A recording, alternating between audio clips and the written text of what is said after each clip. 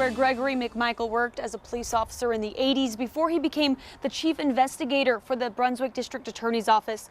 It's his son, Travis McMichael, who fired the shots that killed Ahmaud Arbery, according to the police report. Neither are facing charges at this time.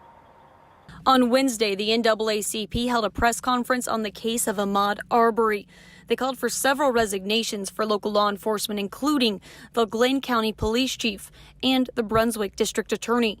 Meanwhile, the Georgia Bureau of Investigation announced it is doing an independent investigation of the Arbery case after requests by Georgia Governor Brian Kemp and Hinesville District Attorney Tom Durden. Some of you may not realize, but the GBI can only become involved in a matter when asked by the local authorities.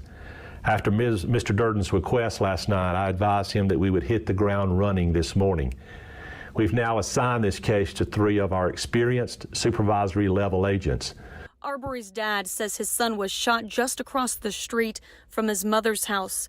The dad said Arbery was so close to home when jogging, but never made it back. Now the family says they won't stop until they have justice. This Friday morning, the Arbery family is planning another protest calling for justice in their son's case. In Glenn County, Shelby Danielson, First Coast News, on your side.